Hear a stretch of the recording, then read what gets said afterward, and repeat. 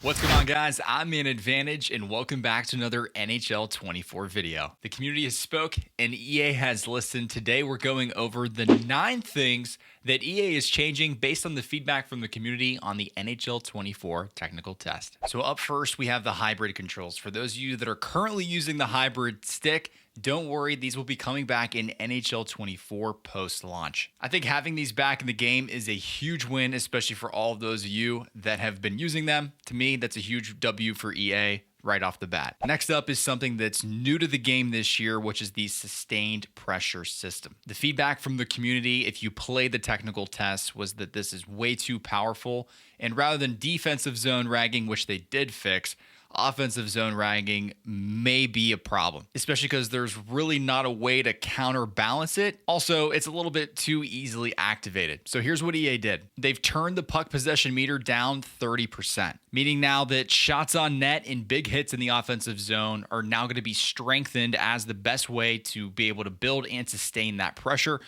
And that means that ragging or simply holding on to the puck in the offensive zone has been buffed, so it's not going to be as powerful as it was in the technical test. Also, the new tuning system sees the meter decay faster once the puck is cleared out of the defensive zone by the defending team. What that means is that it's going to feel more authentic. The pressure system is awesome. I think it's great, but it happened a little bit too frequently, and this is going to help alleviate that game within the game. Number 3 is the goalie fatigue system. If you play the technical test or if you've seen videos or even just been on Twitter, you've probably seen a lot of people complaining about the goalies flopping around inside the net. In my opinion, it did feel a little bit inauthentic. Although I like some of the new animations, I felt that my goalie was going for a desperation save, especially when he didn't necessarily have to. So I like this change. The first change that EA made to the goalie fatigue system here is that goalies are going to start to recover immediately when the puck exits the defensive zone. That means that goalie fatigue throughout the game is going to be fluctuating more. I felt that within the technical test, the goalie fatigue was low almost the entire time, which is why they were flopping around a lot more, because they were more fatigued. Another great change here is that the fatigue meter will be visible underneath the goalies at all times. So if you're the offensive player in the zone, you're going to see that you're wearing that goalie down and can continue to keep up the pressure to hopefully put a puck in the back of the net. Simultaneously, if you're playing defense, you may want to freeze the puck if your goalie gets it and his energy is just completely shot. Another quality of life change, but I do like it. Now, this next one somewhat goes without saying, but I'm glad that EA addressed it. For example, a goalie like Igor Shesterkin, who is a higher rated goalie in the game, is going to be harder to have his energy drained, and he's also going to recover faster than, let's say, a bronze goalie that is in the OHL. For all of you Hockey Ultimate Team people out there, especially the subscribers of the channel, you're probably thinking the same thing I am, which is, as time goes on, what's this going to look like in HUT? Only time will tell. And the last change they made on the goalie side is that goalies have been tuned to be more stable and positional when their energy is above 50%. That means, again, if that fatigue is going to be above 50%, you're going to see less desperation saves and probably a more solid netminder between the pipes. Up next is some of the physics-based contact, which really just means hitting. Now, one of the biggest changes this year to NHL 24 is hitting. And if you play the technical test, you'll understand that hitting this year feels a lot different. Some of the feedback from the community and from myself in this is that some of these changes felt a bit overcorrected. One of the ones, though, is the reverse hit. I felt like I was absolutely bodying people with the reverse hit. If you did time it right, it was extremely overpowered. So let's talk about what EA changed from the technical test. The first thing is that bigger checks have a bigger impact. I think this is going to be really interesting to see in game. If you play any World of Chell and you get hit with truculence, you're down and out for the count for a while. I almost see this being like that in game in sixes, so we're going to see what happens. But I do like the fact that a big check is going to be more rewarded. Hopefully it's not an overcorrection. Time will tell. When it comes to reverse hit, they did make an impact on the player size. So, for example, if Johnny Gaudreau is speeding down the line and primes and Deo Chara is coming to hit him, and Johnny Hockey just absolutely bodies Chara, well, that's probably not going to happen in real life or in the game, and I'm glad that they made this change. So they did buff the reverse hit when it comes to player size, which I think logically makes a lot of sense. Simultaneously, they also included a slowdown. So if you're familiar with how in NHL 23, whenever you would poke check in order to avoid the spam poke checks, there would be a slowdown if you missed it. Well, in the reverse hit, there was really no slowdown. You could just throw the body, blow through a player that's coming to hit you or isn't even in front of your way, and you bulldoze your way to the net. There is a slowdown now for the reverse hits, so we're going to see how that changes the game in NHL 24. The last change they made were the hip checks at low speed. So if you had a player that was coming into the zone, you were kind of just waiting there with your hips, and he ran into you, that player would get bodied somehow. So again, mechanically and physics-wise, this actually all makes a lot of sense to me. I'm liking the changes I've seen so far. Moving on to number 5 is the lacrosse deke, or the Michigan goal. The community, and I keep saying the community, but myself included, felt like the lacrosse goal was way too OP. Did I have it scored on me? Yes, unfortunately I did. I never had it scored on me until the technical test, probably because every single person was going for it, and quite frankly, I also wanted to see how easy it was.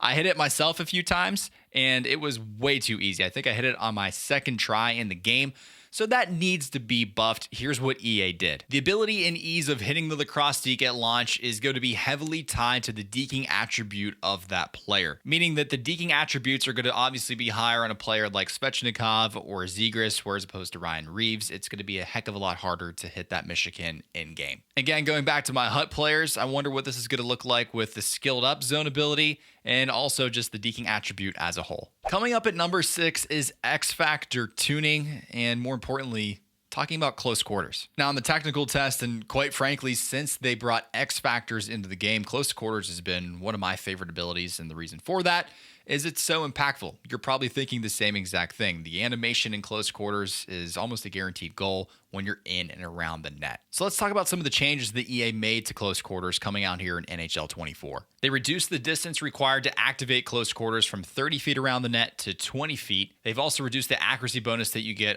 by close quarters by 50% on the zone ability, and they reduced the accuracy bonus that close quarters is giving you by 75% on your superstar ability. Now, in the interview, they stated that these changes won't completely make close quarters obsolete, but I find it hard to believe if you buff it that much, it's going to be worth the spend. Keep in mind, the zone ability on it in NHL 23 was 8 ability points, and if it's 50% as effective as it once was, I don't know if I'm going to be burning 8 ability points on that. Again, I know I keep referencing HUT, but this is a HUT channel. So again, if you're a HUT player, you're probably thinking the same thing I am. Only time will tell, but hopefully they didn't buff it too much. I still love me some close quarters. Up next, number 7 is the human goalie tuning. Now, I personally have played goalie like twice in my entire time in NHL. And one of the reasons for that is it's not forgiving at all.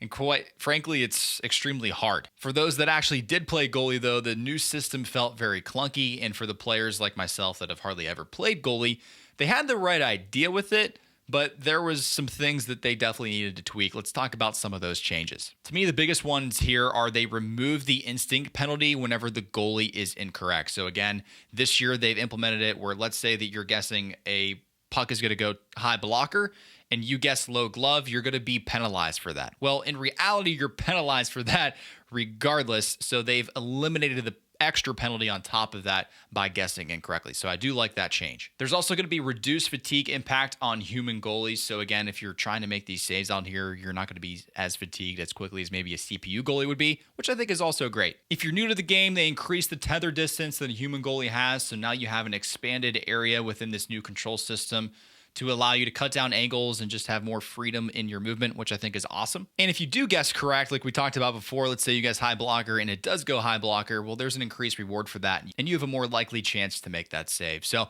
again, I think whether you're a brand new goalie or whether you're an experienced goalie, you should like the changes that EA made to the new NHL 24 goalie system. Coming up at number 8 is everybody's favorite, the poke check. Now, if you played NHL 22, you remember everybody spamming RB like nobody's business. Well, in NHL 23, they implemented a slowdown, and in the technical test, that slowdown was even greater. Throwing in the new hitting mechanics and the pressure system on top of it making harder to poke check, yeah, defense felt extremely difficult in NHL 24. So it's not going to be quite like NHL 22, thankfully, but they did dial it back, so it's going to feel very similar to the experience that you had whenever you missed a poke check in NHL 23. I think this is a good change. There was no reason to make that any more amplified than it already was. Coming at number 9 were some general tuning features to the gameplay. So some of the new things they added this year was the glass breaking, for example, a player going over the boards, or the net coming off more often than not. Well, it felt like the net was coming off a little bit too much, quite frankly, a lot too much. And also the glass was breaking around once a game. I'm totally fine, and I loved hitting players over the boards. That felt great. There really isn't a stoppage in play for that.